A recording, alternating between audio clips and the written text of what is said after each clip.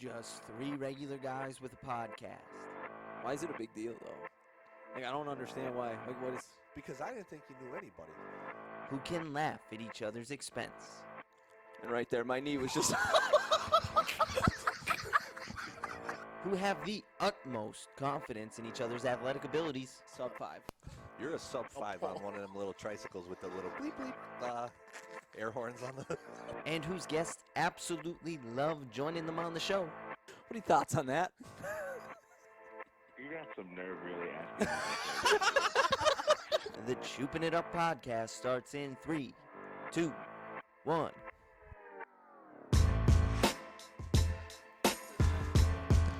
It doesn't get old.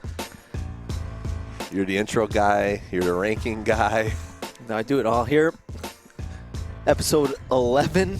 Wow. Choopin' It Up We're in the podcast. double digits. We're I'm losing track. We're coming off maybe the hottest episode we had with Al Varoxa. Can't thank him enough for joining us last week. Getting a lot of listens, huh? A lot of listens. People are loving it. We're getting It texts. was a great conversation. We're getting texts left, and I'm getting them right. Not left and right, but, you know.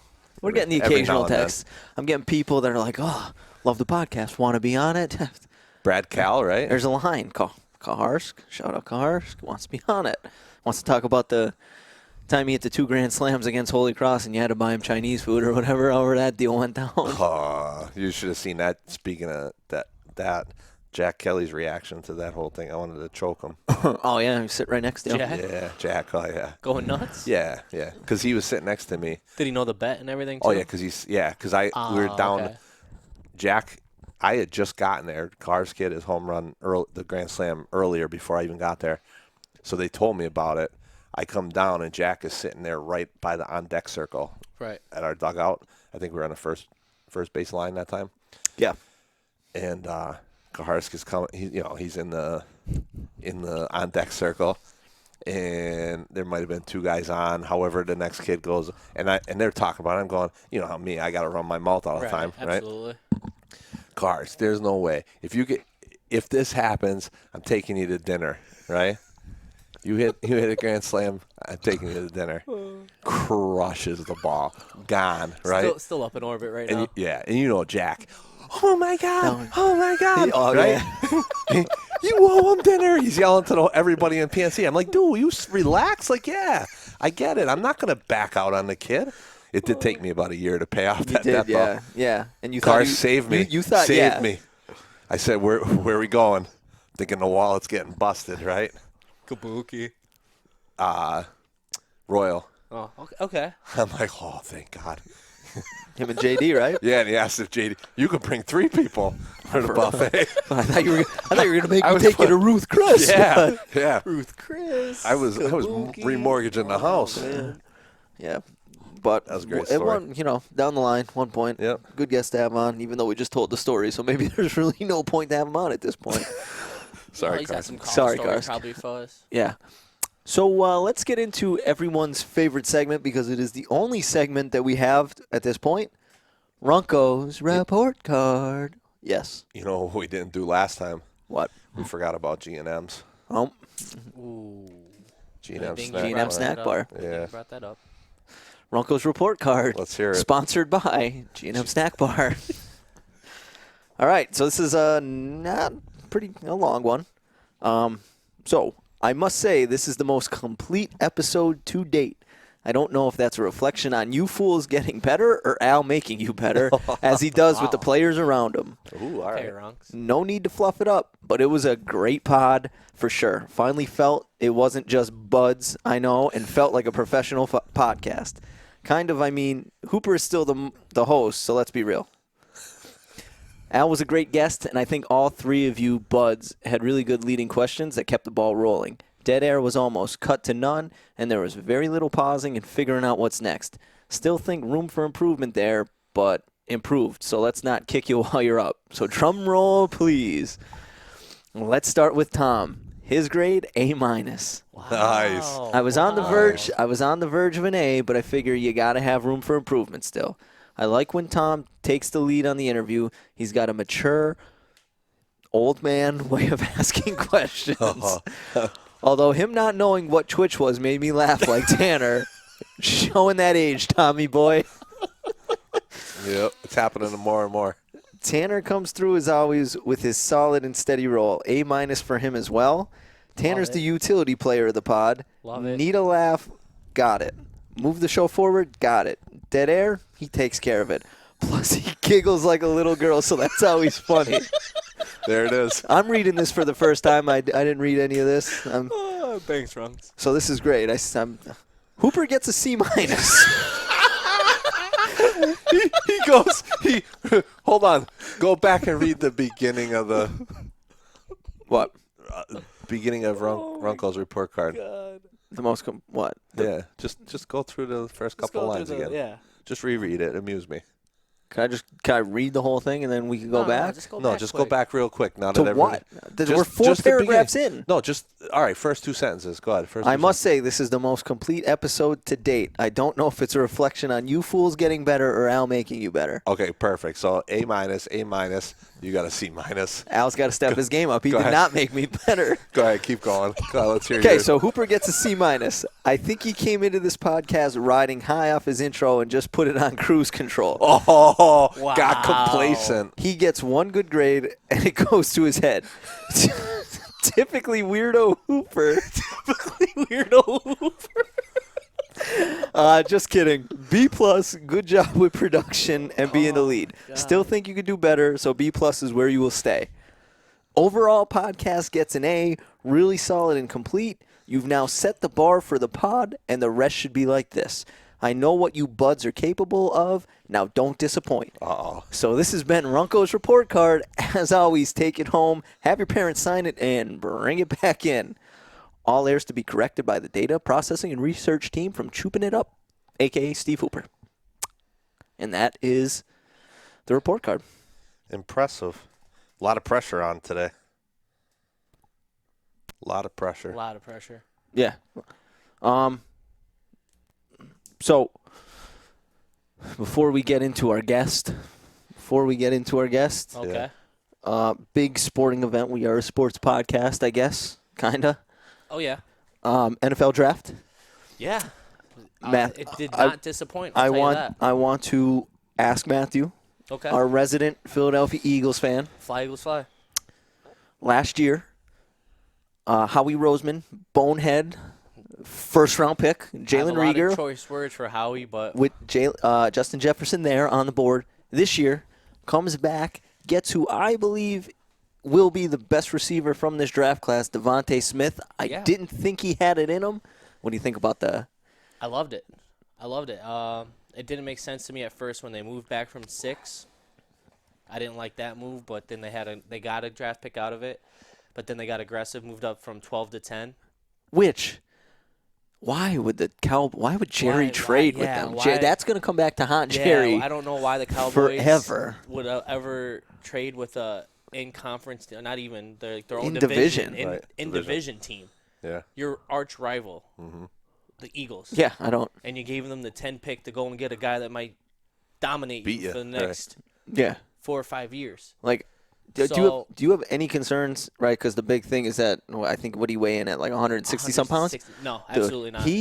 I watch it. again, He is so I am good. such a believer in film doesn't lie. You watch him on film, it doesn't matter if he was 165 So- pounds, 200 pounds. He dominated the football game. His route running is Unbelievable. so crisp, Route running, and he can hands. return. He's got wiggle. Oh my, he's Yeah.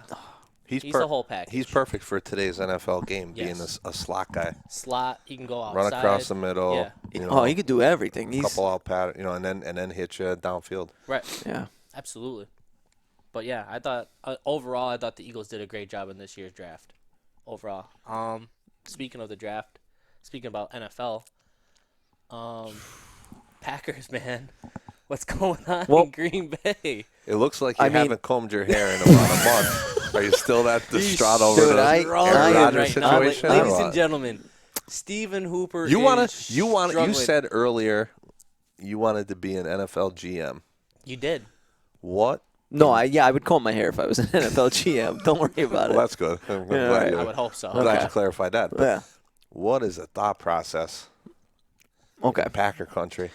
So now, I hear a lot of people talking about like Gutekunst, Packers GM. they hired him. They You mean didn't Jerry hire him. Krause? Jerry Krause? Krause. Yeah, he's been in the organization. Like he's a guy who worked his way up from scout, whatever.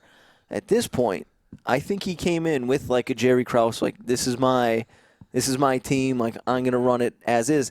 I don't even think he's done a bad job drafting. Like we got Jair Alexander, Rashawn Gary. Like he's drafted some good players, but last year's draft, going up and trading up to get a quarterback was such a boneheaded move. Slap in the face to Aaron Rodgers, too. Coming off of an NFC Championship game when you couldn't stop the run, and there was a linebacker, not a bunch of linebackers, but Zach Fiume, who went to the Baltimore Ravens, had a good rookie year. He was on the board. Guys like CeeDee Lamb, so this year's draft, 3 receivers went in the top 10. The first one off the board last year was 12, and it was Henry Ruggs. Yeah. CeeDee Lamb fell. My father, I guess. Your stunt double. My stunt double, yeah. Counterpart. Justin Jefferson fell. And you're going to trade up to get a quarterback. And then the thing that aggravates me about this guy tries to, some report came out, he wanted to draft Justin Jefferson. He wanted to. That was the plan. But what did you think? You think you were just going to sit at 30 and get him? Yeah. So you trade up. So, okay, Jefferson went off the board, Ayuk went off the board, so then, we just had to make a move. Doesn't make sense because, again, when these guys are falling, why wouldn't you trade up to get them? And then, if you wanted a receiver that bad, why would you trade up to get a quarterback when you have Aaron Rodgers? Right. So would you be okay at this point, knowing what you know, for the Packers to trade Aaron Rodgers to go and get a first round and maybe a replacement for him? Maybe. Right now, so if it's they're not going to fire the GM, right? Because it's the GM and Mark Murphy. Packers don't have an owner. I'm technically part owner because I paid $250 for my grandfather as a Christmas present. Paid $250 for a stock. So they don't have an owner. I think Mark Murphy is the guy. Yeah. When they fired Mike McCarthy and they hired Matt LaFleur, that was the thing that he said to Rodgers, don't be the problem. So what do you think this dude is going to think about you? And he's not going. He's on the same wavelength with the GM Gutekunst. He's not going to fire him. Mm-hmm. So as a Packers fan, I've come to grips with the fact that Aaron Rodgers is going to be playing quarterback for some other team. Or he's going to retire and go do Jeopardy. Host Jeopardy. At that point, if you're Brian Gutekunst, the GM, Jordan Love better be that dude. And seeing as how he couldn't even be the backup last year, he couldn't even dress for a game. Right. He couldn't hit a net on the run 10 yards in front of him in training camp. If he's not the guy, you're fired because you lost. Mm-hmm. The reigning MVP forced his way out because you drafted this guy. So if he doesn't play, if he doesn't perform, you're gone. Wasn't there a lot of rumors out there? I'm sorry. Yeah, no. You're right. You said I kept hearing that he was going to go to Denver. Yeah, that's a big one. Yeah, but how much of it do you think though Rodgers is being a little bit of a drama queen? Yeah, a little whining, a little bit. See, Terry and that's what where's he going? Where's he going? What was he? A couple snaps away from going to the Super Bowl, right? With this team, I get it. You're mad, and it's a slap to the face a little bit. But where you're going to go to Denver and win now? But my whole thing is what Aaron Rodgers is. I'm not saying he's not a great quarterback because he is, but he only has one good playoff run, one Super Bowl. When has he really had that? Mm-hmm. That other defining moment, you know what I mean? Yeah. The thing with him and his record in the NFC Championship game is 1-4. It's not good. Right. But, and people will always point Tom Brady's got 7. Tom Brady's great. Tom Brady, every Super Bowl he's won, he's had at least a top 10 defense, mostly top 5. Aaron Rodgers had a top 5 defense when they won the Super Bowl. Next year, they were 32nd. Mm-hmm. That goes back to Mike McCarthy. Dom Capers was their defensive coordinator, probably got fired 3 or 4 years too late. Their defense was atrocious. Mm-hmm. There were the one year, a couple years ago, when they were in the NFC Championship game against Atlanta, when Atlanta went to the Super Bowl and blew their lead against the Patriots, they had no business being there. They got there because of Aaron Rodgers. When you hear reports you see Tom Brady leaves New England, and no one's going to be like Tom Brady. No one's going to be one of the best quarterbacks, get paid like the 15th best quarterback, so you could build the team around him. Like, he's smart. And again, I think Gisele Bundchen makes more money than him. I think his wife makes more money than him, That kind of helps. kind of helps. Brady's a legacy guy, though. Yeah. You know what I mean? Like Smart, Yeah. He's spending money by not taking money off the table. That's in his head, to me, money spent for his legacy. Yeah. But Okay. if you're Aaron I see Rodgers, what you're saying. so if you, I mean, it's tough. We're three guys sitting in a garage, two of us drinking cervezas. It's tough to put ourselves in their shoes. But I'm in their shoes. if you're Aaron Rodgers, right, I you know see, I know what they're thinking right now. and not even him, just like Deshaun Watson before his thing, Russell Wilson, all these guys that want to have more say. Tom Brady leaves New England, goes to Tampa Bay. Bruce Arians wants no part of Antonio Brown. Antonio Brown ended up in that facility. They already had 2 stud receivers. They bring in Antonio Brown. They drafted an offensive lineman. They did things to help him. And then this year, when they took Kyle Trask in the second round, they had the courtesy to call him, hey, Tom, we're going to draft this guy. Just so, when you're done, you're 45, like, we have him. Mm-hmm. The thing that probably pisses Aaron Rodgers off more is that Andy Dalton has literally been with the Chicago Bears for a month. And when Justin Fields was sitting there at 12 or whatever, whenever they drafted him, they had the courtesy to call this dude and be like, hey, Andy, we're going to draft Justin Fields here because he's there. Justin's coming to Chicago. Justin's coming in. I know we told you, we posted the starter, Instagram, you you're were the dude. QB1, but we didn't think we had a shot at Justin Fields. We're letting you know. The Packers didn't do that for Aaron Rodgers last year. He was literally on Pat McAfee's draft special last year talking like, haven't drafted a receiver in my tenure here. It'd be really nice to have one. They go ahead and draft Jordan Love. They don't even call him to let him know. Yeah. Just, hey, surprise, bud. Here you go. We got your replacement. He's on the roster now. Like, what? Deal with it. There's only so much. And Denver, if he gets traded to Denver, right? They already have a good receiving core. Whatever they need to solidify that team, they're going to go do. Right? If there's a guy out there that Aaron Rodgers wants, what do you think? They're not going to go get him? John Lynch, the GM there? Who's the No, he's Elway. San Francisco. John Elway. Elway. Yeah. He's for 49ers. My bad. Yep. Yeah, but again, he's like you said, he's the type of dude to be aggressive and go get the guys that they need to go and play and win a Super Bowl. Yeah, last time they were good was who they brought. They brought in Peyton Manning off the neck injury, surrounded him. My guy. Well, that defense was unreal though too. Yeah. They had an they went all in. defense. Von Miller, DeMarcus Ware. Adam Gase was the Second. offensive But coordinator. we keep talking about a common theme with Brady, the Broncos team there.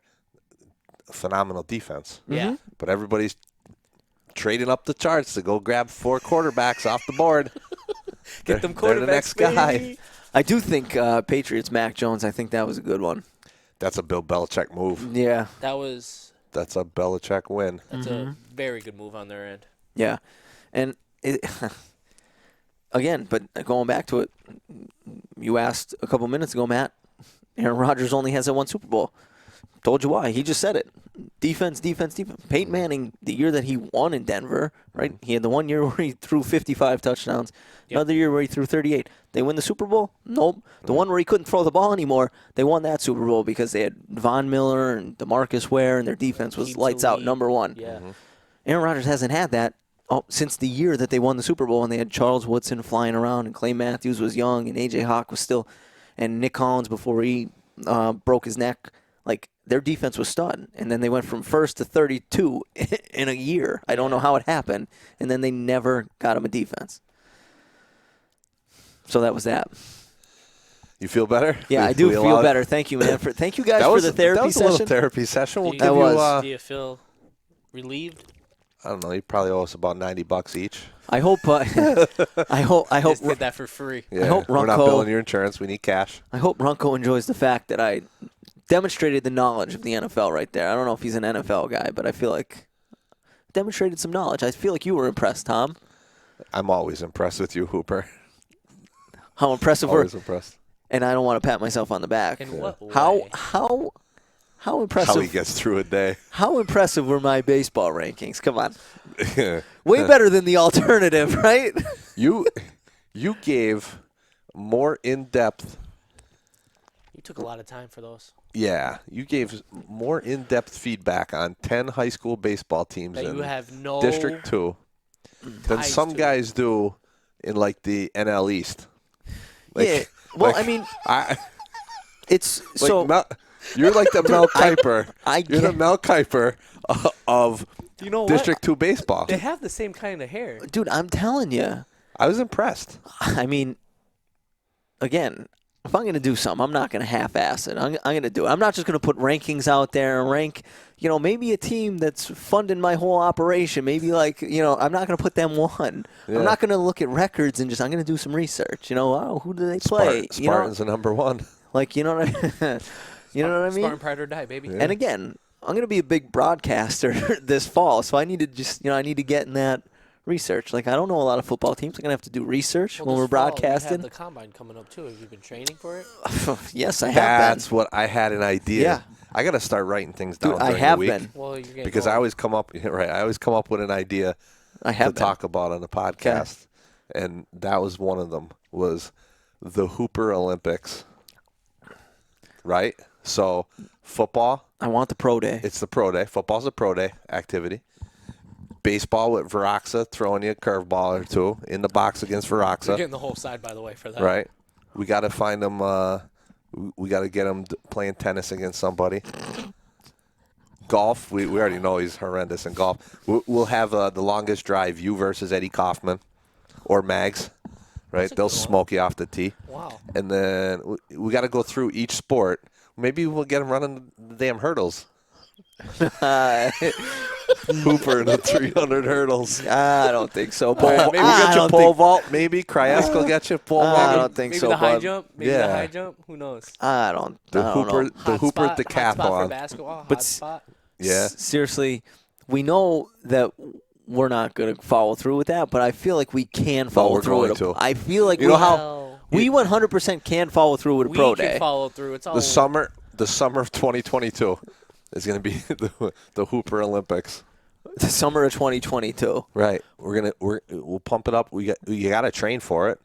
But I've We been gotta trained. Look at it. You're an athletic specimen.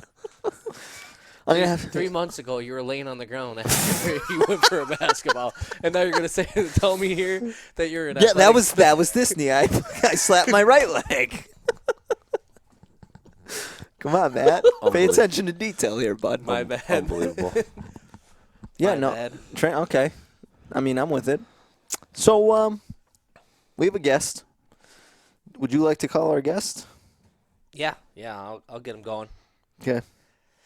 Tom, you have some questions ready for our guest? Our guest changed a bunch today. Yeah. Whew. Well, That's I think, right in my ear. Yo, Be an awesome My conversation. man. can you hear me all right? Yes, sir. Can you hear us? You got us? Hoop, you want to introduce him? Welcome to the show. Mid-Valley football legend. What was the record? Do you have the record in what'd you run for your senior year? Like 1,200 yards? 13? Yeah, I think, around 12 or 13 my junior and senior, but I think Russo Yeah. still has the record. There- His favorite, his biggest fan his senior year was one J.J. Glinsky. Welcome to the show.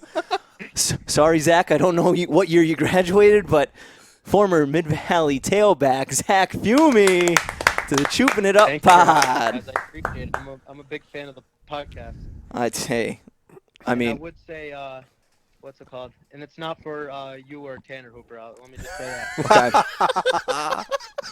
I mean, we know who brings the money in here. We know it's Tom. We got it. As long as you know, of Yeah, we got it. Thanks, Film. course. So I just want to, former football player. He Yep. probably ran a 40 or 2 in his time.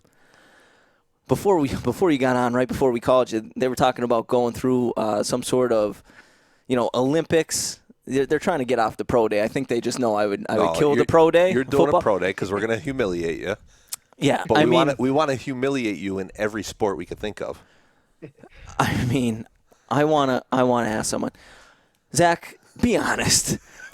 How do you think I'd fare in a pro day? I mean, I don't know if you saw the Instagram clip. I did run 4.84 one time.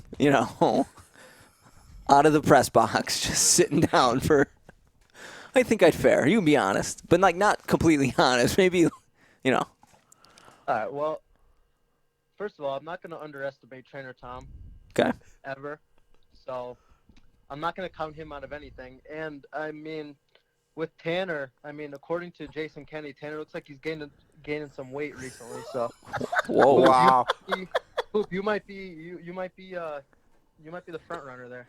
Yeah, maybe that's why Matt's getting good at golf. Basketball over. Anything else? Nope. I'm gonna be a golfer now. Let me gain that weight. Golf is where it's at, man. Bryson DeChambeau style. What are you up to these days, Fiume? Not much. I am actually graduating this Saturday. Nice. Oh, congrats. Thank you. I appreciate it. So Where- I'm pretty excited for that to be. Where do you go to school? I go to Kutztown. The Kutztown. What are you I'm majoring in? excited. What's I'm the degree majoring in? in finance. Okay. But, I took my law school exam and I Ooh. did fairly well on that. So I'm still weighing my options with that. But I've also been studying for my homeowners and auto insurance exams. So I'm gonna weigh my options, take some time, and figure out what exactly I want to do. So. Jesus. I mean, My I think you got everything covered. Yeah. Keeping the Wow. options open. Keeping the options open. Yeah, so I'm gonna take some time and go from there. Nice. Beautiful. Zach, my question is for you. Since you were a football player and you were very good at the game of football, was it hard not to play in college? For me, I would say at first, because I mean, I committed 4 years of my life straight to football. I didn't play any other sports, so just not being not going through the motions and going through all this the football stuff is definitely what I missed the most. Mm-hmm. But I mean, right out of high school, I went to Penn State, Maine. So I mean, when I was sold on that, obviously football wasn't in my mind, but I did miss it at first. Just being around, you know what I mean, the group of guys, Right. just all That the football camaraderie. aspect. I mean, I still work out and stuff, so that part wasn't really, but just working out for something, you know what I mean, Right. Mhm. is definitely what I miss the most about football. Okay. So you went out of high school, you went to Penn State, Maine, Yes, and now you're at Kutztown. correct. So how many years were you down at Penn State? I was at Penn State for a year. I mean, it was a big culture change for me. You know what I Big mean? culture Especially shock. coming from a small school with only graduating however many, say 130, 150 kids, going down there with 60,000 people. You know what I mean? It's a lot different. And I would say maybe I was a little immature at the time. You know what I mean? How most kids are when they first get out of high school. I didn't have my priorities straight and stuff. So. Wait a minute. You decided telling me you to- grew up? Yeah. Hey, I wouldn't say that. Depends who you ask. All right. Good. But I guess I grew up a little bit since then. I kind of had to. All right. What year were you? What grade were you in when Matt? How far behind Matt and Ronnie are you? Okay, so I was in 8th grade He was when in they 8th were grade. He was with Noah and RJ and them. Yeah. Oh, okay. 5 years. Really? Yeah. So he was with Noah, RJ, James Urso. Yeah, that's his grade. Yeah, Brad and them. Brad. So you were in 7th grade. Who were seniors? 8th grade. 8th No, grade. I know. Oh, So you were Matt was a junior when he was in 7th grade. Zach was in 7th. Yeah. Okay. All right. So I was trying to think back when you guys said that Zach was our guest. I thought I was off by a year. Okay. I thought his 7th grade year was your Senior year. senior year. Okay. Yeah. But yeah, I think the thing that sticks out the most when I think about Zach is, I mean, you mentioned it his senior year. He mentioned it his junior year. Running for 1,000 yards in two consecutive seasons. Right. You know, and at that time, I think I kind of took it for granted a little bit. You know, he ran the ball really well. It was, you know, sometimes small school football gets a knock a little bit that you're not playing competition at the, you're not playing prep, you're not playing Abington every week, and that kind of stuff. So you kind of, sometimes that gets some people like to put an asterisk on something that he did, and the thing that when it really, really, really kind of popped out at me was when Hazelton and Shylock, they each ran for 1,000 their junior year. Mm-hmm. And when they came back, coming into that senior year that year, I'm thinking, oh my God, these two are going to run great athletes, place, yeah. and in Coach Rebar's in the wing T, they both had their opportunities to do it again. And we lost some kids up front on the line, and I think that year, their senior year, we had a 1-9 season, and I don't know, they certainly didn't break. Either one of them didn't break that 1,000-yard mark, Right. which then kind of put it back then in perspective to me how impressive it was to see him do that, and it's kind of the part that I enjoy the most because when I came in, you were a freshman, Right. so it was only a couple classes where I had the opportunity to see Zach come in as a 7th grader, Right. and then watch See him him grow grow up, up basically, right. and end up doing that kind of thing, and that's the thing. I can remember you played for Coach Chuff, 7th grade basketball, right? And I could remember you, a couple other guys, but you stuck out because he always had that like the snicker, always looked like he was up to something, and it was awesome because I remember you played as a freshman, right, with his your brother, brother and those yeah. guys. Yep. And you took your lumps that year a little bit, but you never backed down, and it was, you grew up and had the career you had. So my thing, I'm a big fan of freshmen playing high school football. Mm-hmm. What did you feel that year as a freshman? You got out of that kind of maybe was different had you have played freshman football as a freshman, to grow up to be able to do what you did, by the time you graduated.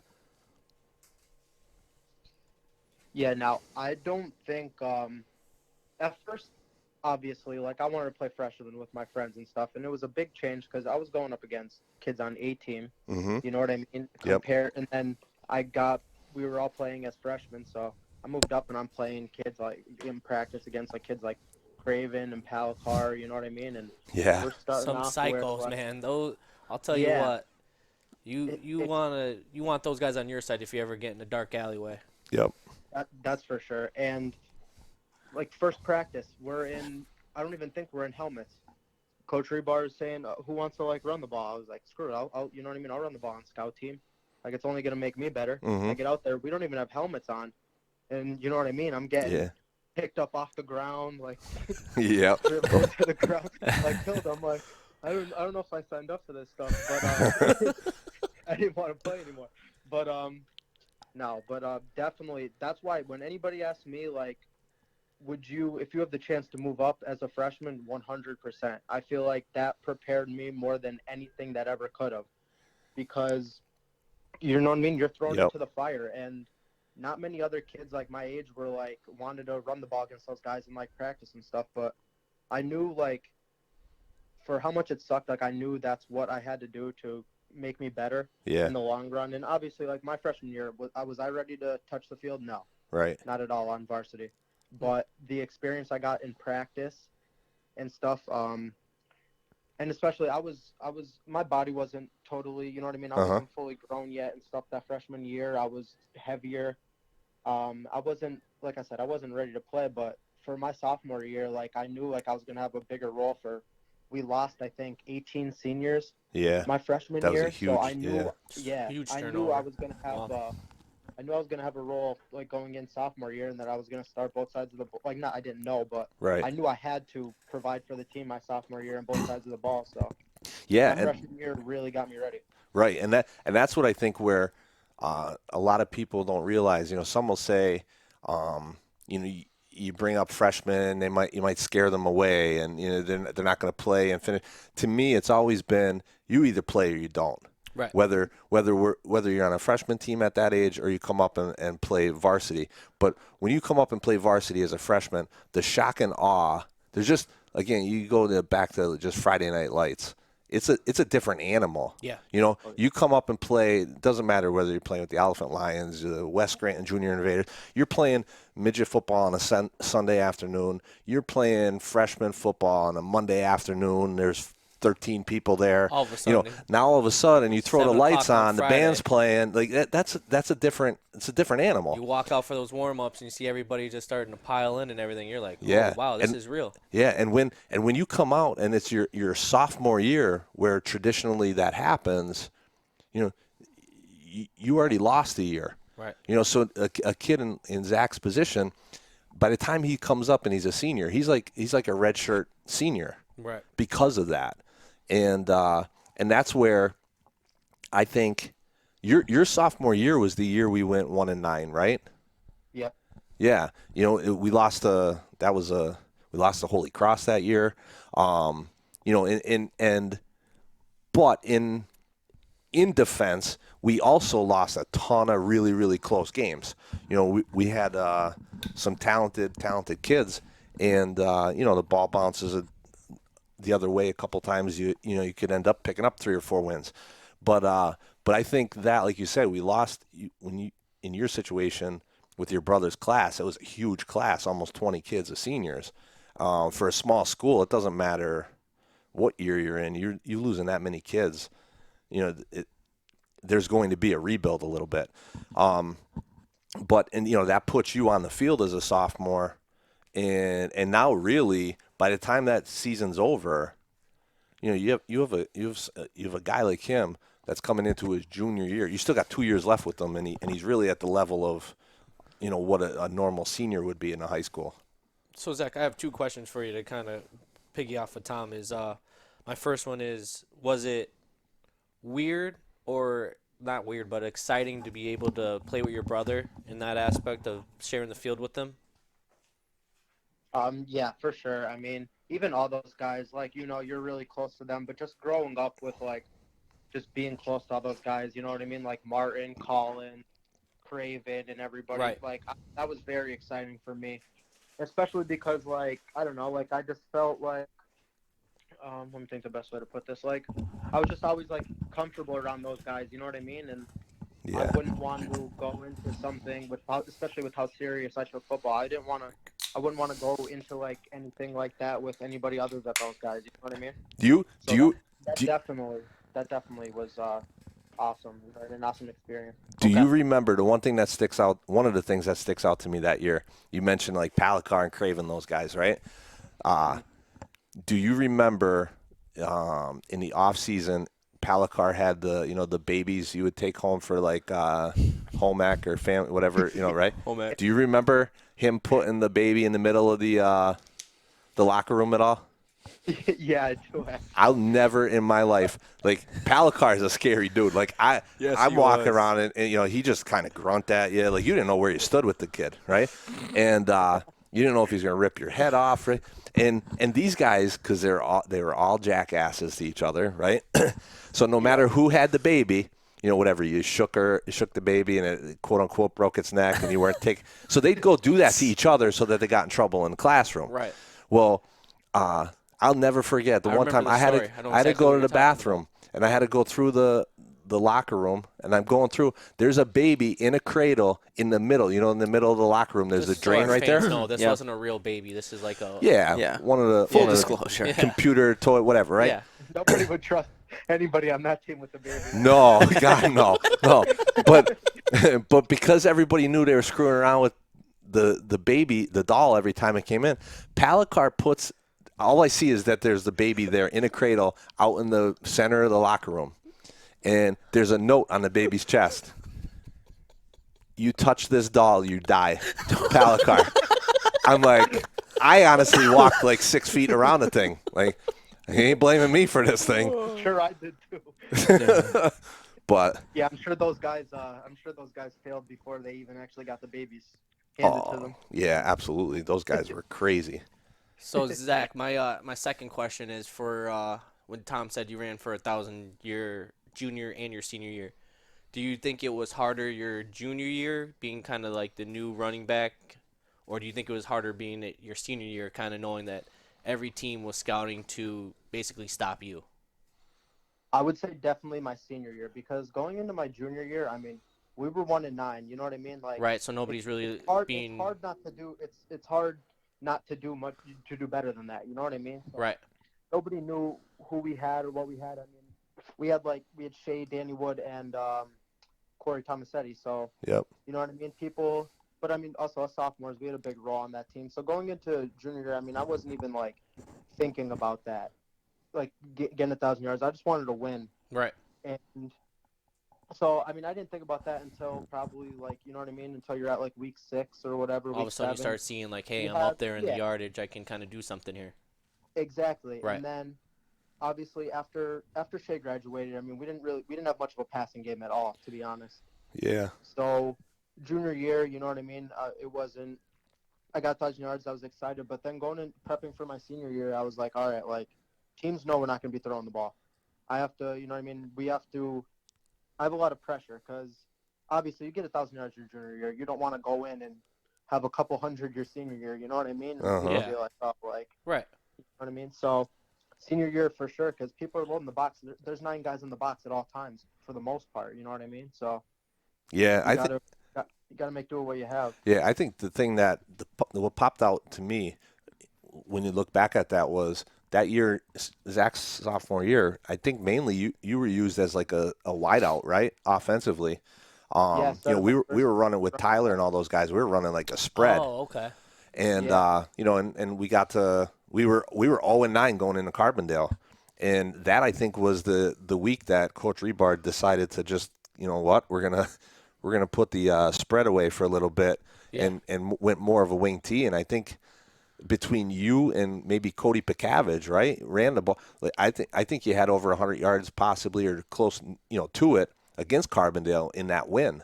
And it was kind of like, whoa, wait a minute. We We got kind of some- just threw Fiume there at fullback We got in something a wing here. tee, and we popped one out, and then he came in and he had two great seasons, but I even look back and think even to some of the other teams after that Coach Rebar ran the wing tee with, and he didn't have, Shylock and Hazleton did a nice job that year, but he still didn't have like Zach. He wasn't a sprinter, run people. No, You're but not I going feel to. like no matter what, Zach was getting you 4 to 5 yards. Yeah, his every vision carry. and he's quick enough to hit the hole. Right. And before you knew where the heck the ball was, he's 4 or 5 yards upfield. Right. And it was, again going back, like I'm trying to think exactly who you had up front for you, but when I said that year with Shylock and Hazleton, it really, really, really cemented to me the importance of you need 5 kids up front that Having a Zach Fiume they're going to really block helped and out, then be yeah. able to have somebody like Zach to run the ball behind. Yeah, I actually have 2 things going out there. Going back to the Carbondale game, I mean, I feel like that was, you know what I mean? That was like the confidence boost that I feel like a lot of us needed, even like Cody and everybody. Because, I mean, Yeah. even though we had a couple of seniors that year, but I mean, I'm almost positive Tomasetti was hurt. Yeah, Corey like missed you a lot said, of time that year. Yeah, we switched to like a running offense and stuff, and me and Cody, I think both had like close to 200 yards that game. So I feel like that was like the big like confidence boost we needed going into the next season. So honestly, I feel like that was like the most important game of my like 4 years there. And also another thing going off that, like run the wing tee offense. I feel like, because like you said, like I mean, I wasn't fast or like a sprinter by any means. I feel like the wing tee offense that like definitely helped my running style. Because with all like it was all Misdirection. like the blocking. Yes, yeah, misdirection. It was all like angle blocking. You know what Right. I mean? So all you have to do is with timing and stuff. I feel like, you know what I mean. Like you said, you're 4 or 5 yards upfield before anybody knows who has the ball or anything. So I feel like Coach Rebar's offense definitely helped me in that aspect of it. Gotcha. Zach, Go ahead. I got a question for you. Defensively, what were you, a linebacker or a safety? Well, that's a funny question. Actually, starting off my freshman year, I was a nose guard. when I was close to 200 pounds. Yeah, you were a little pudgier in your younger days. That's for sure. That's an understatement. So I started off as I started off on the line, and then, you know what I mean, I ended up slimming down, like getting fit. But I mean, I started off as a nose guard, and then I was inside linebacker, and then by the time I was a senior, I was playing like strong safety. So Didn't they call that a hawk? Rover. Or whip, we call it in Coach Rebar's defense, the G Okay. defense. But yeah, that's practically what it is.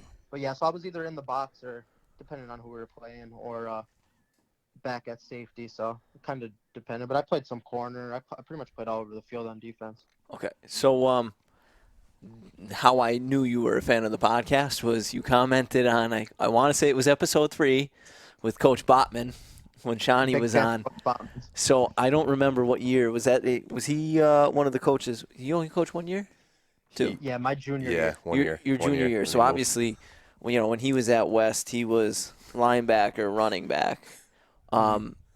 So for you, your junior year, obviously you run for 1,000 yards. I don't know. You were probably playing a little bit of linebacker there. I feel like just knowing Sean, he probably gave you some really good insight. So as a coach, Either really good or really bad. No, he seems like he would probably give you the little intricacies. He was a really good running back. So, what were some of the things that he imparted? Like, what kind of little things did you learn from him that 1 year that he coached you? Yeah, actually a lot. I mean, I think Coach Botman's a great guy. We were all like ecstatic that Coach Rebar brought him in my junior year. I wish he could have stayed another year. I'm going to take credit for that one. Yeah, I know. We should be thanking you, Coach Rebar, for that one. But I think Coach Botman's an awesome guy, especially on the field. You know what I mean? With his knowledge of the game and everything. I was really excited to have him, to learn from different things from him, and have just as much fun outside of the field and just, you know what I mean? Just having talks with him and hearing stories about him was a lot. But in a football aspect, just his main thing was like pretty much all about like toughness. You know what I mean? Like you gotta outwork the guys across from you. He was more of a defensive coach, and obviously offense was more of my thing. So like I wasn't really one-on-one with him. Okay. But just hearing like different things that like he used to do and used to look for, and different things, reading the defense when you're back there in the backfield, you know what I mean, are a lot of things that helped me out with him. I mean, I wish he could have been like my position coach, but you know what I mean? I wasn't really one-on-one with him in that aspect. That year, Fiume, we opened. Correct me if I'm wrong. We opened at home with Valley View, right? At Valley View, I thought.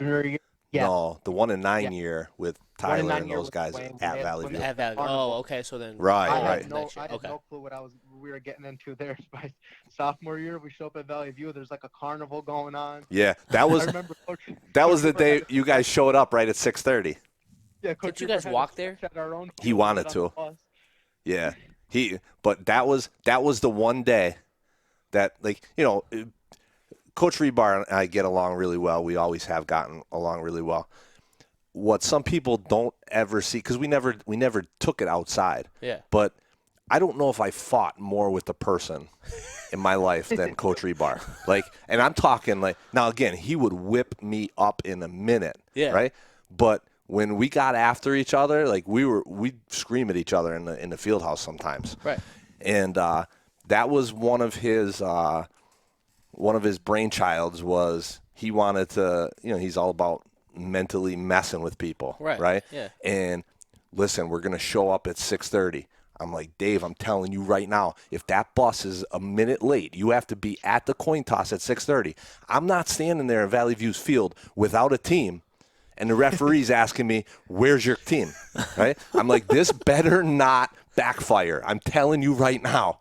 And I got into a big fight with Bob Santagato before the game over, it was a fight between me and Coach Rebar with Coach Bob as the intermediary, right? That's who's intermediate in that fight. No, listen. So you guys are out. Remember, you guys warmed up out on the our practice field, right? Okay. And went through pregame there, and then jumped on buses to go over. Well, I said, listen, I'm taking the truck over because I drove the equipment truck, right? I'm getting to Valley View. I'm going to make sure everything's set and all that kind of stuff. So you're on your own. Make sure the bus is there at 6:30. I think Officer Klein helped out with a police escort to make sure That they right? were there on time? So these guys are out in the field. I'm in the field house getting stuff ready to get out on the road over to Valley View. And whatever it was, Coach Rebar wanted another game football. I'm a younger AD at the time. I'm like, bud, you already have 2. You're not getting another one, right? So he sends Coach Bob in. And anybody out there knows Coach Bob, right? He comes in. He's like, Tom, Coach Rebar needs a ball. Bob, I don't care. Tell him no. He's not getting it. I said, he's got 2 already, right? He goes out. Coach Rebar probably freaked out on him. You tell him I'm the football coach. I want a football. Give me the football. Come in, Tom, he's all nervous wreck because I'm freaking out. Like people are like, I'm in there like cursing, screaming, hollering, throwing stuff off the cage because I'm mad, right? Because I want to go out and strangle Rebar, And Bob's going, I'm like, Bob, I'm not mad at you. I'm mad at him, right? And then finally it was like, here, take the goddamn football, right? I'm leaving. I'm out of here, right? But I remember going back. So we opened up with Valley View that day, right? And you're talking about Botman. The first thing, you remember what happened pregame in the locker room that day? Yeah, at home. Yeah, what happened? What'd he do? When Bauman came in, and I know he started smashing his head off the locker. Yeah, but he comes in with clippers. Oh, okay. No, that was the West Side scrimmage. Was it really? You sure? That was the West Side scrimmage, positive, 100%. When he came in. That makes more sense because it was personal for us. Yeah. Because it was West Side. Like hair clippers? Oh yeah. All right, so what do you do West Side, and then tell us what he did bashing his head off against the locker? Well, no. Then I'm whatever the bashing the head. I mixed up when These it are happened. 2 different things. So forget about bashing the head. I'm talking about the clippers. Okay. Right? He comes in with the clippers. He starts shaving his head. Right? In the middle of the locker room? In pregame, like in the locker room. Doesn't even say a word to anybody either. Just goes in, starts shaving his head, right? Now, for me, I've known Botman forever. I'm like, man, all right, this is Sean, right? Makes perfect sense. All of a sudden, right, he's going on this tirade about he's a Rebar soldier. He's willing to die for this, and da-da-da. He's in like game mode, like he's ready to strap it up and play, right? And I've seen it a bunch of times, but I'm going, wait a minute, bud. Like, this is my job, bud. I feed my wife and my kids, and I need this job. What road right? are we going down right now? Yeah, Bob? like I What can't. road are we I going brought down? you in here, right?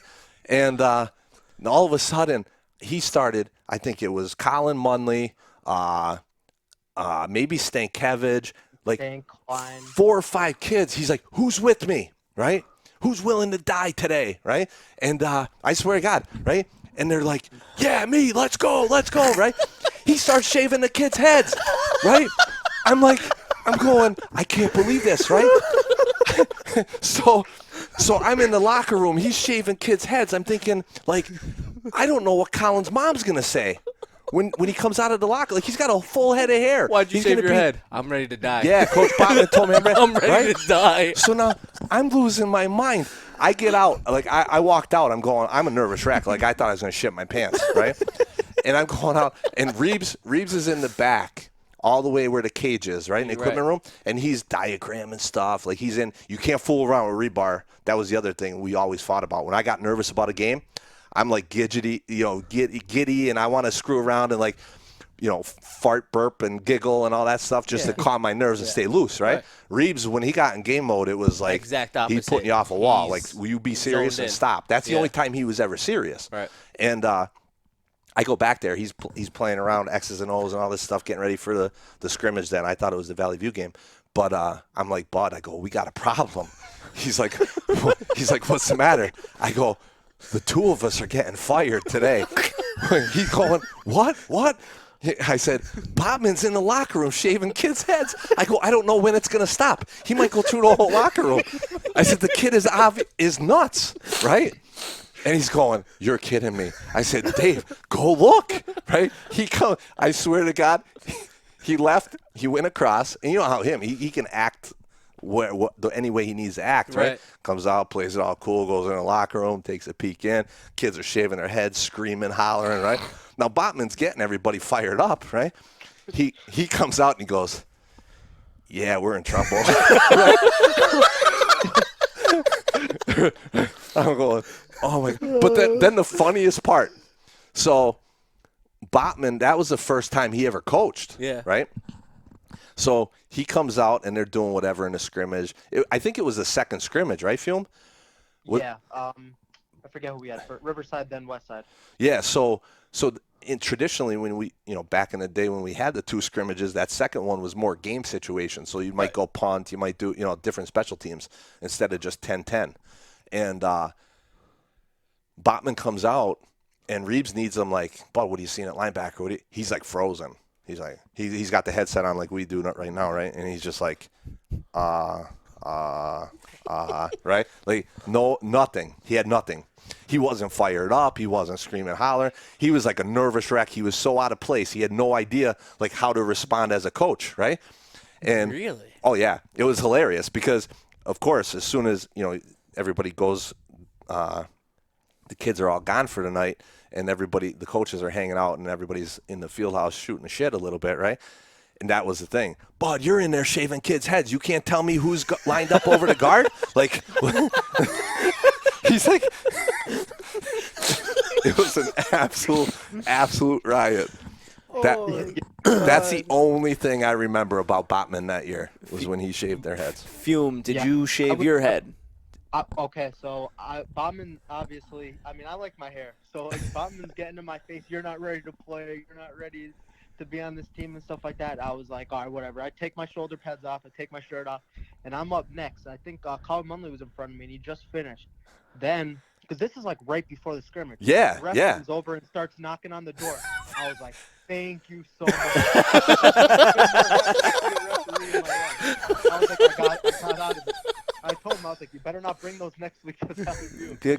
Coach B, I was going to shave my head. The ref, though, the ref. Like when you tell a story, people think like, oh, you got that. You've been around while we're taping, and no, like we've been out warming up and back into the locker room. Like And he just walks in there and he just starts shaving his head. people, Not a word said to anybody, but just starts shaving his head. Plugs it in, shaves his own head, and who's coming with me? So oh, now, boy, me, because I'm done. I'm out of here. Now I'm thinking again, going back to when we talked to him. Was this like when he coached the 1 year with Coach Rebar? Was that like right after he left Maine? Because now you're saying he's in there saying like I'm willing to die, and isn't that what he said he got disqualified for? I don't know ready to die on the but he field. was nuts. Yeah, he was nuts. Oh no, he was nuts. He's Yeah, psychotic. he was nuts Especially before us then. not knowing him. He's the best. We never knew what Crazy what you were was. gonna get from him. You know what I mean? Like, Yeah. What year was that, Fiume? What year was your sophomore year? that was my junior year. When Oh, he that's coached. right. That's right. So that was 2016 season Yeah, Sean was out maybe. or 2015 season. 2015. He had to have been. So He a year, graduated right? in 09. But I think he He was probably out a year or so. Yeah, I think he might have graduated. Wasn't from too Maine. long out of college. Yeah. Well, no, Now, Trainer Tom, when I have a funny story with you and Coach Rebar. Remember when? Oh no. Okay, so how when we played home, how Coach Rebar, we always had to be the last ones out on the field, and like how the refs. Oh, this is the biggest fight I've always had with him. Go ahead. So I remember my senior year because he used to get everybody in the lobby, in between your office, the coach's room, and the locker room, and we'd be in between, obviously, to go outside while the refs knocking on the door and the weight room. Yep. I remember we used to come out there, and Coach Rebar used to be like telling us to start like breaking shit. So like we'd grab the stuff off the wall and start snapping the clipboards and shit. And I remember you grabbing him and pulling him to the coach's office like, Dave, go out on the field. Like, this is it. Like, I've had enough of everything that you're doing. Everything's broken in the field house. You have these kids going nuts. Get out on the field. Like, it's time to play. I was snapping clipboards over my knee, like on that big like board that's on the side. It was like a big gray board, just like where like papers would be like clipped up on and stuff. And we're snapping them, putting dents in the doors and stuff. Oh, it was one thing. Like I love, like, again, I love Reeb, right? But he had something. There was always something. Like it was just a matter of like him amusing himself. Like he needed. How far can I push this? Yeah, he needed to. You know, and he did. He got kids fired up. Like yeah. he's outstanding at it.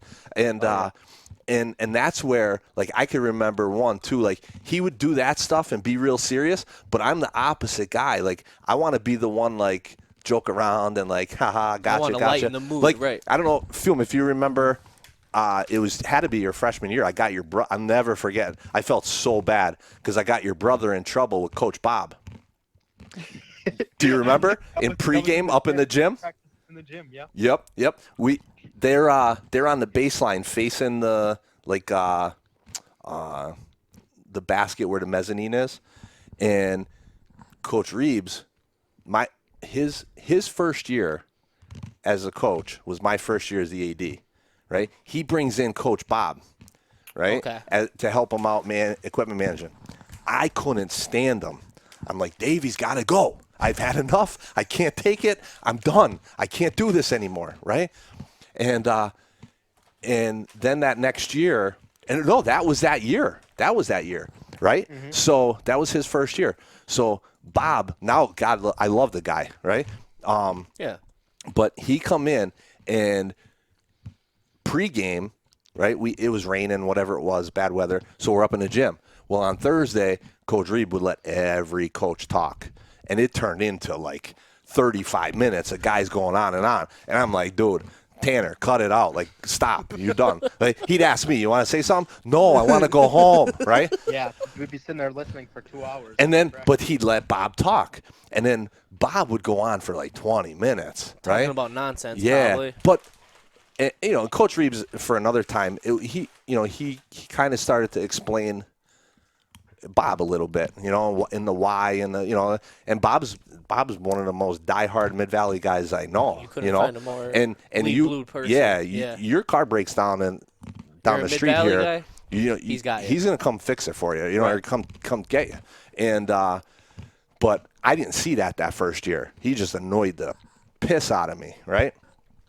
And they're all up, and Bob has his back to the mezzanine. Yeah. Right.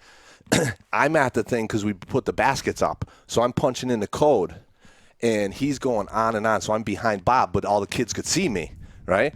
And now I start making faces and stuff because that's what I'm doing, right? Well, Tyler sees me, and he starts giggling, right?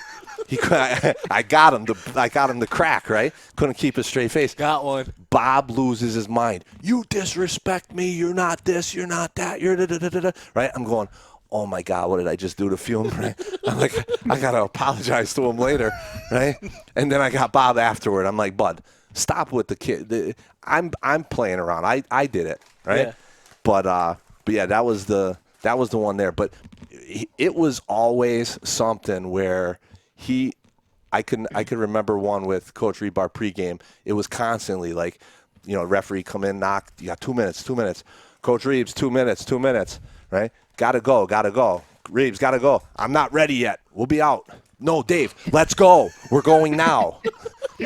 I even said to one ref, I'm like, dude, just throw a goddamn flag on him already. Yeah. Throw the flag in the field house for me. Just right? do it, please. Because he obviously isn't getting this right now, you know? But Just do me this one But favor, it was please. always, he always pushed the envelope on those types of things because it was that mental standpoint, Yeah. that it was never in like ill will. It was never to be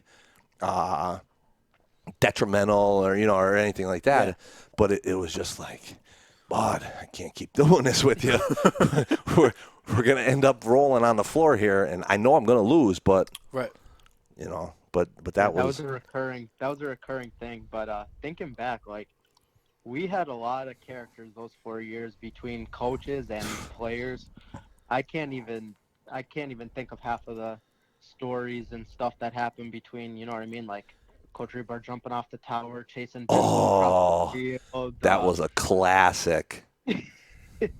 There was a lot of things, you know what I mean? Even like having Coach Doughton there with his personality, and Right. he's always like, all right, Dave, let the boys go home. We've been here for 8 hours.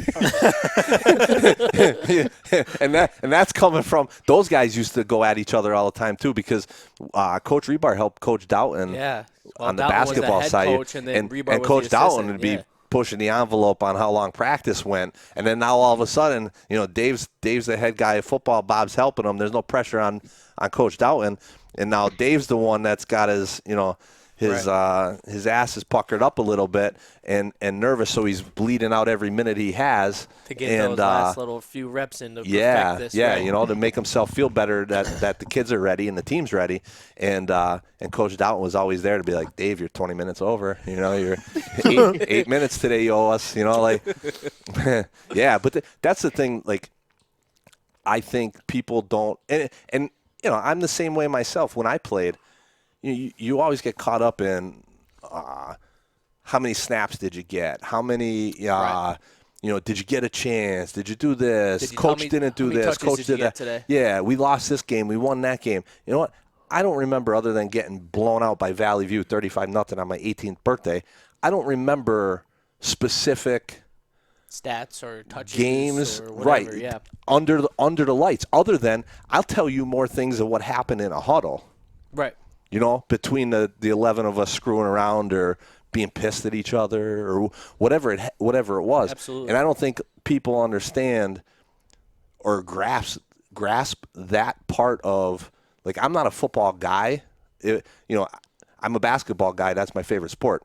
But I don't think in any sport you could replicate what you get The family aspect out of high football. school football, Yeah. unless you've done it. Yeah. Absolutely. I agree with that 100%. Like, just the whole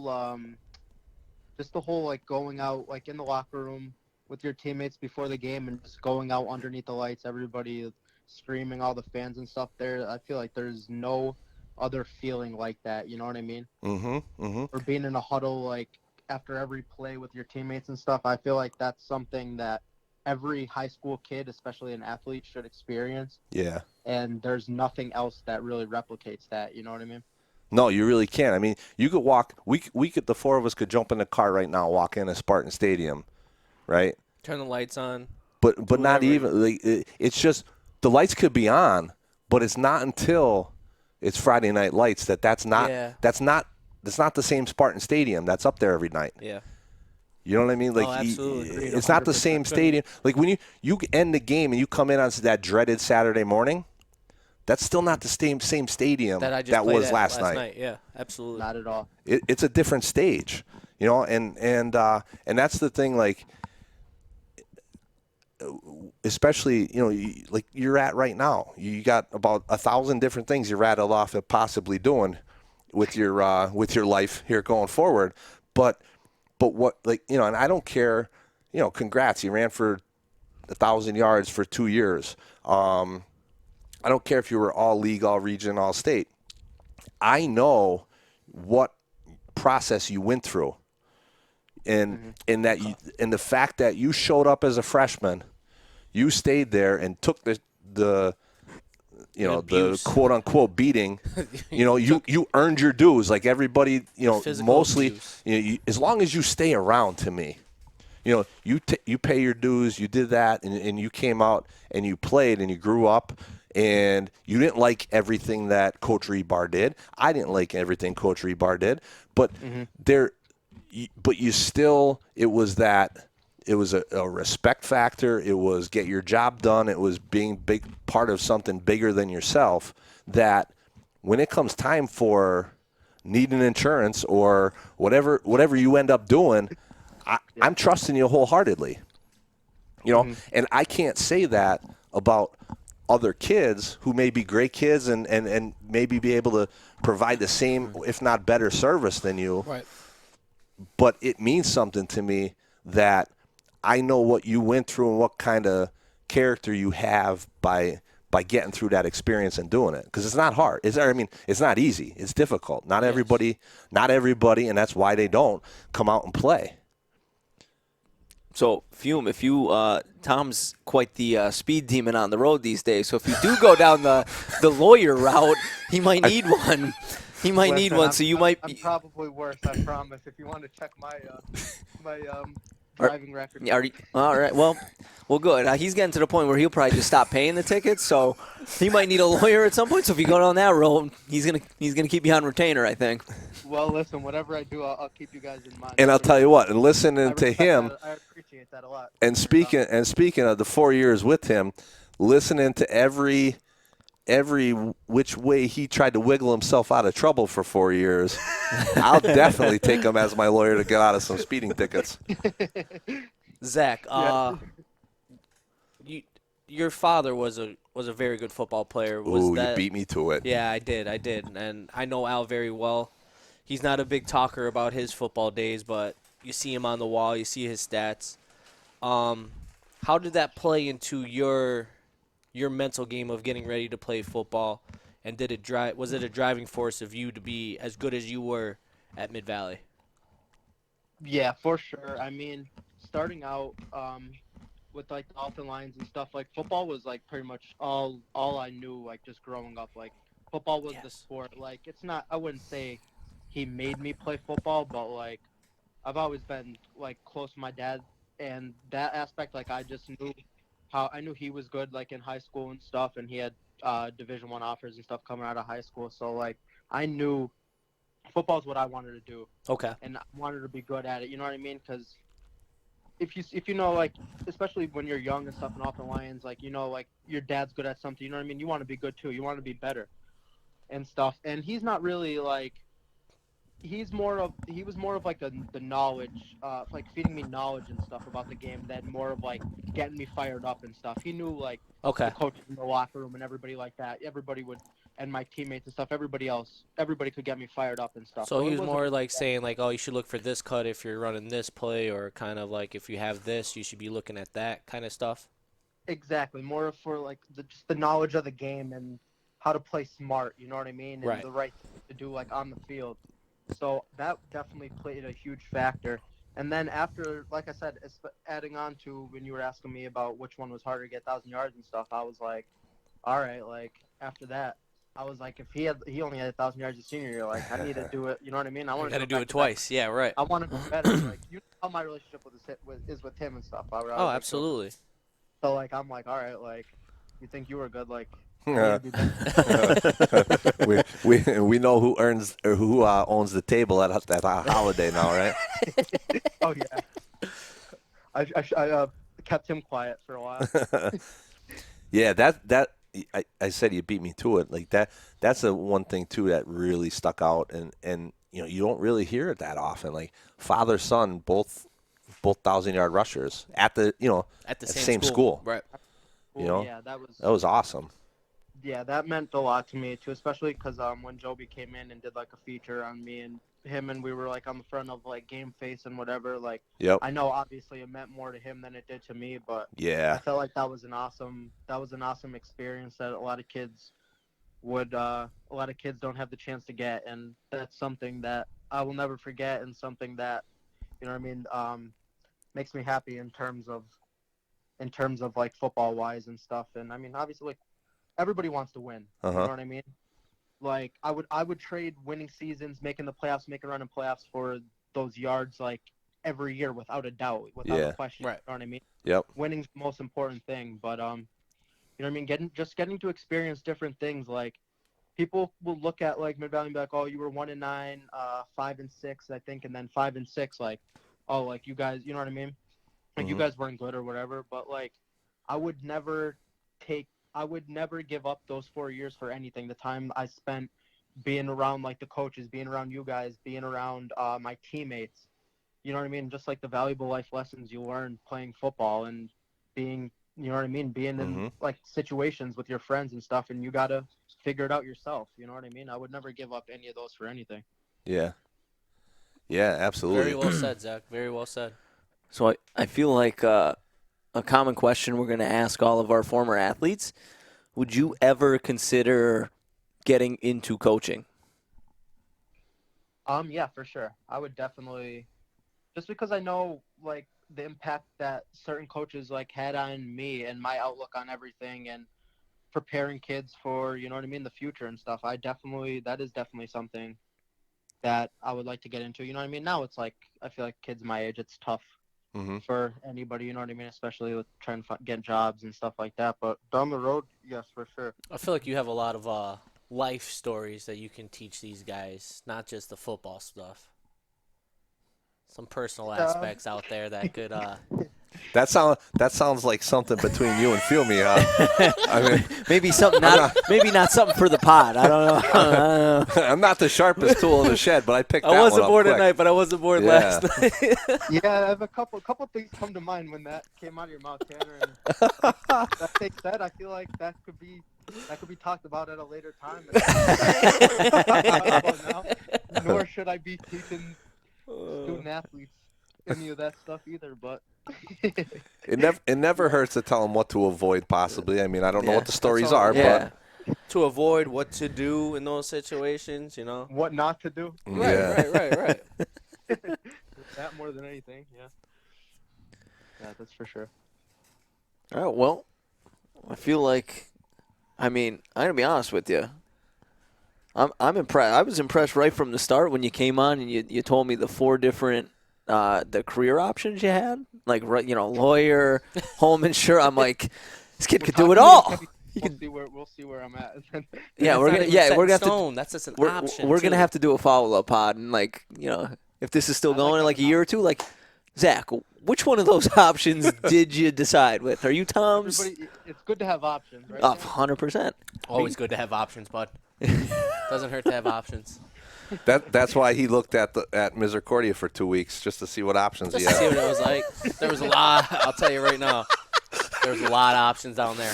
I'll tell you that. God, that's funny. Miz was good for those 2 weeks. I'll tell you that. And then he went barnstorming the rest of everybody Then I else's went down the colleges. turnpike. Then I went down the turnpike. I think you spent more time at Kutztown than Ronnie, Yes. Tyler, and Zach. There. Yeah, we had some good times, that's for sure. I mean, There was more time. There was more time spent at Kutztown and Kings than there was Misericordia. I could have Yeah, paid we tuition at both those schools. We definitely had some good times. I'm sure Coach Rebar wouldn't have been happy if he knew the amount of times after Saturday morning practice that I'd head down here. Well, one day, if you get any Rebar stories, you'll understand he probably would be on your same page. Yeah, that's for sure. Oh, at the time, no. Oh no, right, yeah, absolutely. What was what's your best Rebar memory? Wow. Good Okay, I question. knew you were gonna ask me this, and I was trying to think, and I spent every day with him for 4 years straight. You know what I mean? Yep. Can't even describe half of the stuff I saw or heard, or you know what I mean, or any of that stuff. But, There's just so much. What do I Yeah. pick from? him jumping off the scaffolding after just the scaffolding in general, like that whole idea Yeah. of I just thought So- was Just Steve Just so I Galley have up there a better filming. grasp. I think I have a good like the scaffold was an idea of like filming practice or Yeah. Just no, I wouldn't say filming practice. I would say more for like that was just he just loved that thing. You know what I mean? Yeah, that was like his tower that You he just could wanted be up above and he could see down below, like he could see So I just all want to see everything. aspects of the field. Yeah. I'll never forget when Mr. Panetti brought it up from his house down the access road, and he had us like assemble it and stuff, and we would have to wheel Coach Rebar around it. But when he jumped off the scaffold, I forget what Benzo was doing, but He didn't run from one drill to the other, and he told him Yeah. twice to start running, and Benzo wouldn't do it, and he like, I can't even describe. He just grabbed the thing, swung out, and like just Like he just didn't climb jumped down. No. He that jumped. thing was like 12 feet. He Yeah, jumped. it was like 10, 12 feet. He just swung himself out and like Supermaned it down on the ground. And then here's the best part of it, because there's so many things that, you know, like, it's awesome to hear like that. Let's say that's your story, right? Because there's the perspective of you guys, and then there's the perspective of either myself or even some of the coaches of that same incident, because we laugh about that all the time.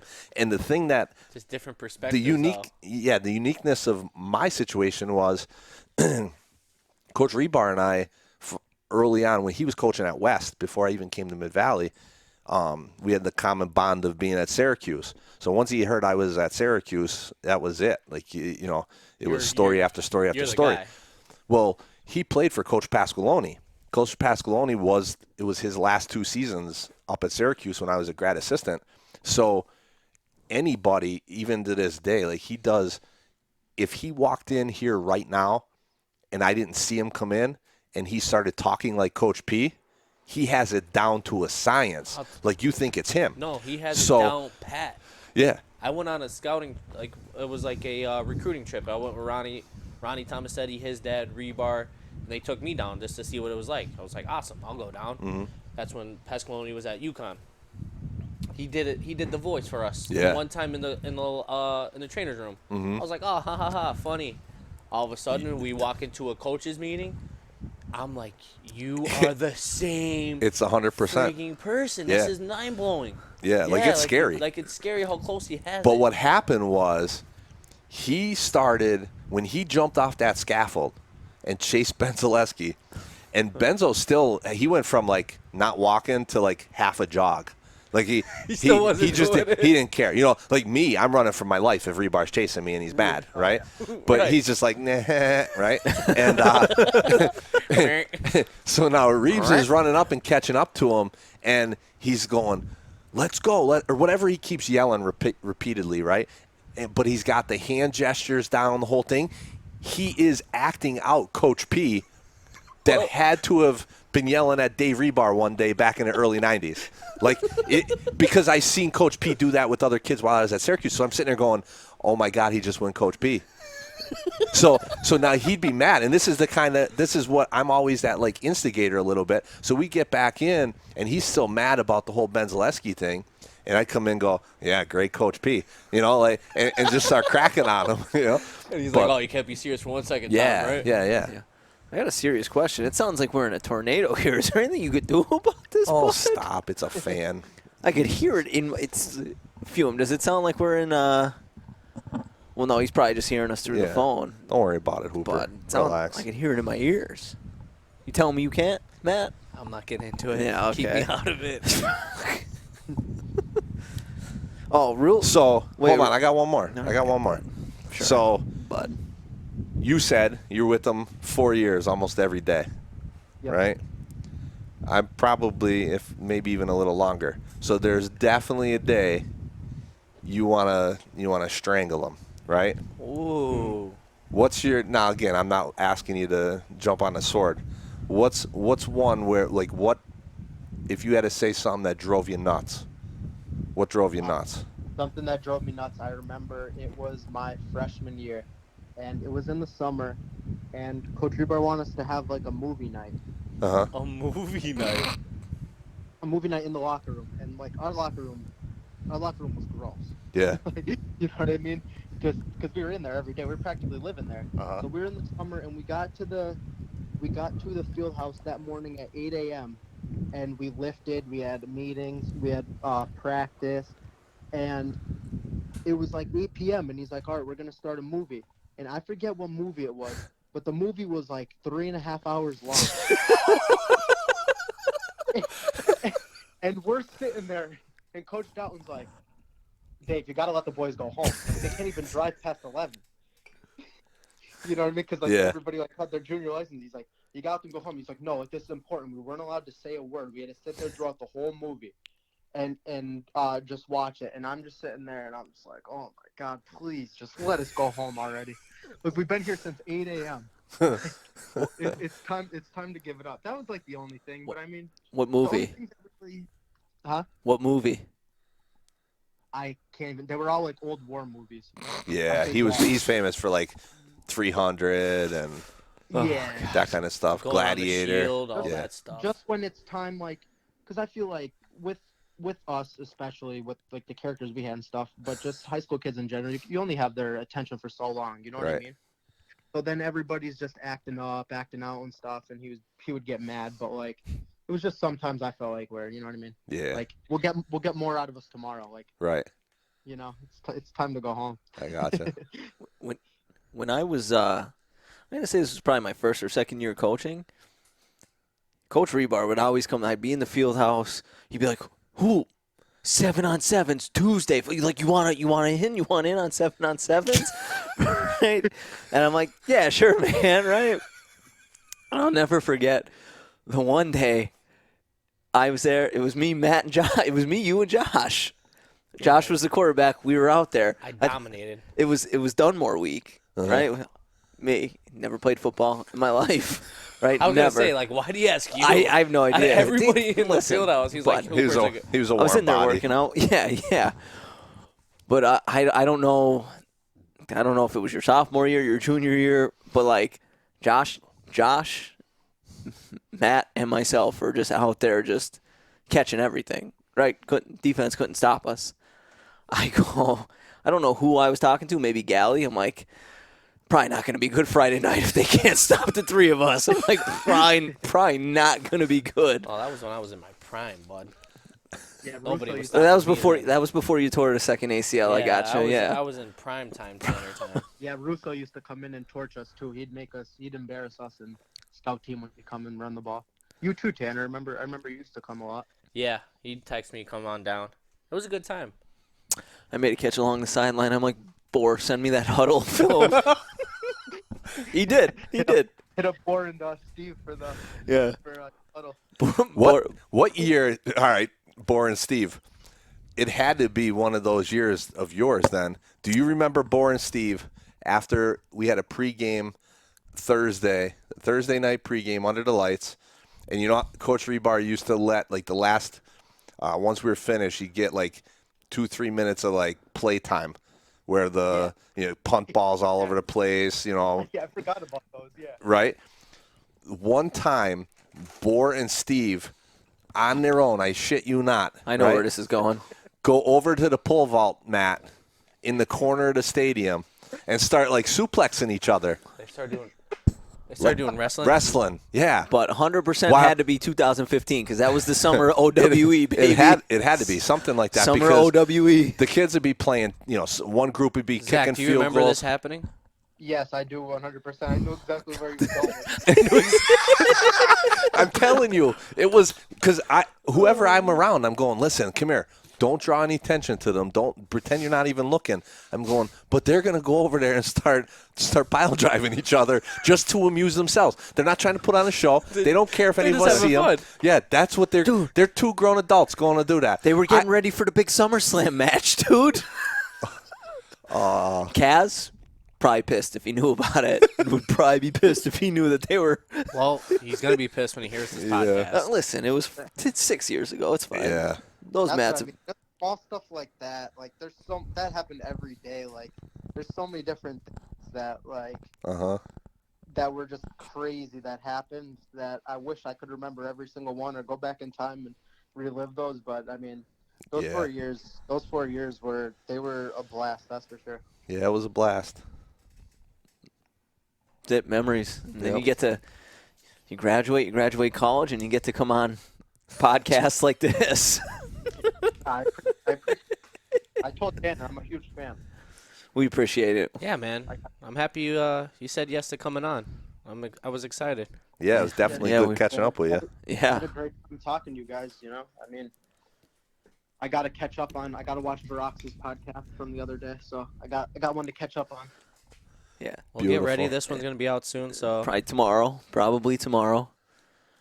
Awesome. If you want to go and share it on whatever social media platforms you have, well, a shout it's out. just because you're talking. You know what I mean? speaking about shout outs, shout out to G&M Snack Bar. Zach Well Fiume's played. favorite. Zach Fiume's favorite. Zach endorses it. What is it?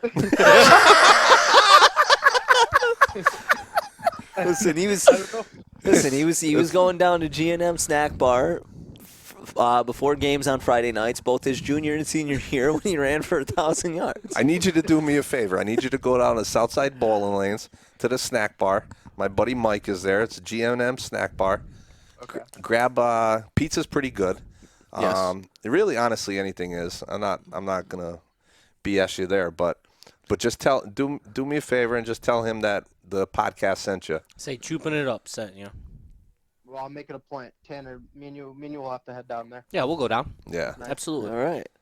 for sure. Love it when a plan comes together. Beautiful. All right. All right, buddy. All right, Fiume. All right, Good catching Zach. up with you, man. Thank you guys again. I appreciate it. No, thank Thanks, you for bud. joining us, buddy. All right, I'll talk to you, boys. Sounds Take it good, easy. my man. We'll talk to you. Have a good- Bye. Another Another good one. good one. Those are some good stories. Yeah. Like those were some like Mm-hmm. like the Rebar story about him jumping off the scaffold. Good. Like I didn't see it, but like knowing Rebar and like me knowing the whole aspect know- of everything, You know how I can see it in my head like happening. like you're a kid and you're at the playground and you get on the monkey bars and you're just swinging from bar to bar to bar. Yeah, absolutely. Right? He had a 2-hand grasp on it like he was on a monkey bar. He just swung and jumped Really? like 10 feet. Like And he just came And you down. never, like, you never like super- decided. You never thought like, I'm gonna take a video of this. no, I feel because like it it's was in so, such, like, a yeah, moment, You like- can't catch like him you're, with you're something not like that. gonna pull your phone out and be like, oh, this is the moment Rebar's gonna do this. Yeah, I like there are times he just is naturally entertaining. Like he's just like Yeah, you I know can't exactly what you're talking. you can't about. bring him in here and sit with us And be like, and hey, say be funny. make us laugh. Yeah. Because then it's just like he can't. He's just kind of like What do you mean? But you let him go. Just talk. Yeah, I've told him Sure. 1,000 times something like this, right? If you get him around and you just put your cell phone or whatever, back then we weren't talking about podcasts back then, but we said throw your cell phone in the middle of the table Just let it go. and just let him go. He'd put Stern out of business. Oh my god. Serious question. If we got Dave Rebar on this podcast, right? This one's an hour 30. We're at an hour 30. Over under 3 hours. 2.5. 2.5. Yeah. 2.5. Yeah. Yeah. Easily. We'd have to cut him off, right? Like Yeah. we'd have Dave. One, But one story of a Dave Rebar Yeah. that I will always remember is it's when I tore my ACL. It was around basketball season, just going into track season. I'm in the trainer's room with Tom. We're in there bullshitting, you know how it is. I'm sitting there talking to Tom. All of a sudden, Rebar comes in. was he the coach at this point, or He one was- one he of was- your Well, he was coaching football at this time. with Coach Pizzalia. Pizzalia? Yeah. He has some McDonald's with him. I was like, oh, Reeves, let me get a fry. Like, I go to reach for it. It drops on the ground. I was like, oh, shit. I'll throw this away. Can I get another one? He's like, what do you mean? I kind of remember this. Now you he's say like, that. he's like, what do you mean? I was like, well, it's dirty. Like, there's germs on it. Like, dirt. Like, I'm going to throw it away and get a new one. He's like, nah, there's salt on it, bud. It doesn't. Salt kills all the germs. I swear to God. Takes out a fresh fry, puts it on the ground, rubs it on the ground, throws it right into his mouth. I'm looking at him. I look over at Tom. I look back at him. I was like, he really just did that. We're going to scrub that one out. Hour 33. Rebar McDonald's. But Hour th- he really just did that. Like, he really just threw that in his mouth. I was like, oh, okay. He's like that type of dude. I believe it though. Yeah. You know what's funny though now? One, he would never wipe anything on the ground now, and two, you won't catch him dead eating McDonald's. Like he's a completely changed. A vegan or vegetarian? What is he? I think He's more, I would say, vegetarian. Yeah, I think vegetarian, but leaning towards vegan a little bit. But He's off the meat, right? Like completely yeah, off the meat. yeah, yep. But yeah, he's nuts. Gotta love him.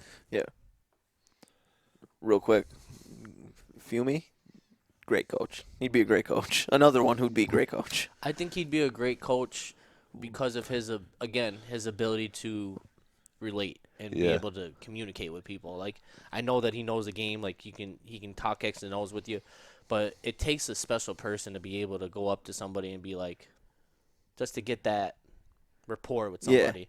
but- I think that's where he would be a great coach. But even just how he answered it, he's like, I would love, just like teaching like young kids, like just helping them out, like giving them things for their future, like outside the game. Like he gets it. Yeah, Like he absolutely. never coached anyone, gets it. Right. Gets it. Like if you're gonna be a high school coach, like not about you, not he gets it. Yeah. Set these kids up, give them something that they could take. And again, he's another one. I think he'd like- be a great guy, like on the staff though, that would keep you sane. Yeah, He'd be the guy to kind of like joke Right. around with, yeah. have that bullshitting time with, you know. Mhm. But he's another one. No, just being in like the weight room and seeing him, like he never dicked around in there, right? Real serious, did his work. And he's another kid that like I'd be up in the field house in the summer, he'd be up there running the track. Like he just went to work. Yeah, there was, it'd be interesting to think like what really kind of pulled the trigger for him, because like I said, when watching him from a distance again, because it's like nothing, even the 7th graders right now, like I know some of them, but you don't interact with them enough to really start to get to know them, or who's going to be because when you look at Zach as a 7th grader, I'm never thinking like, you tell me this kid right here He's gonna be my future is lawyer. that, or he's gonna run for 1,000 yards his junior and senior year. I'm going, what are you nuts?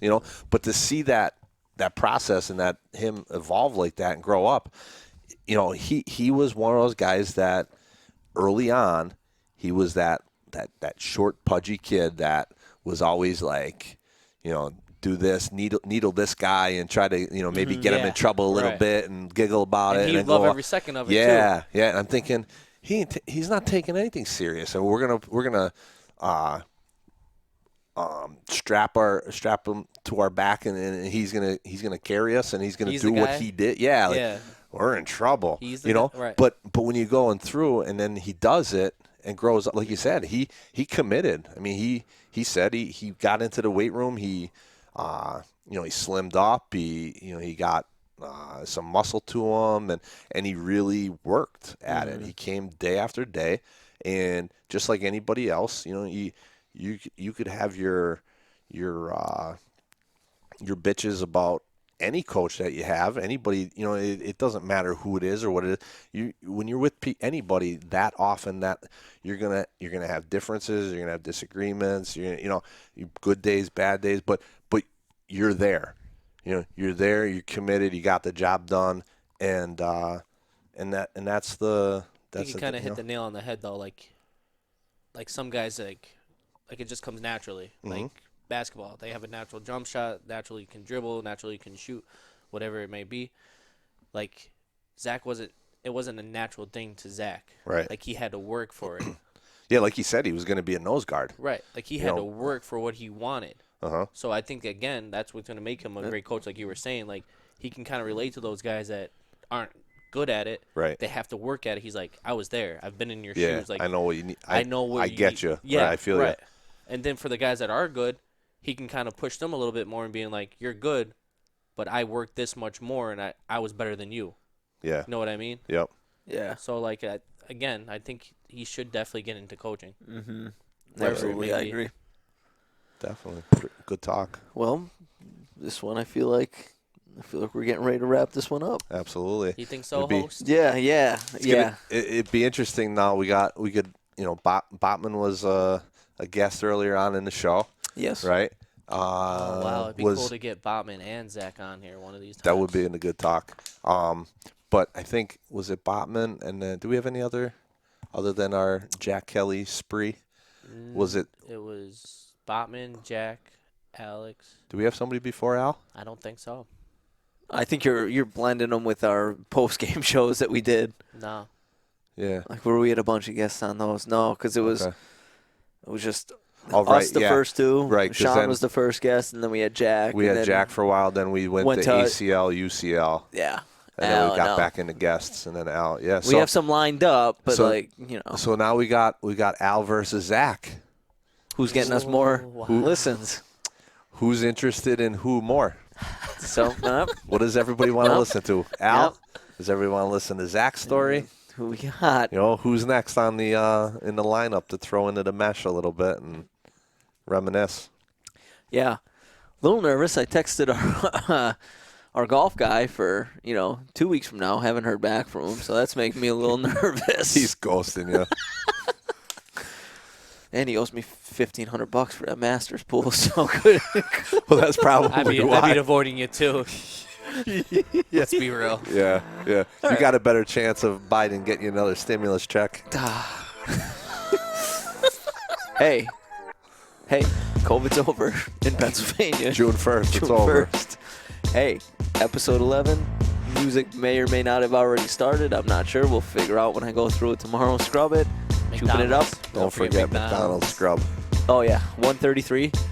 Chooping it up. Episode 11. In the Books. Tommy. Matthew. Steven. Stephen J. Stevie Wonder Hooper. Stevie Wonder Hooper. What was that? I don't know, but See you next time. we'll see you next week. It's been a pleasure.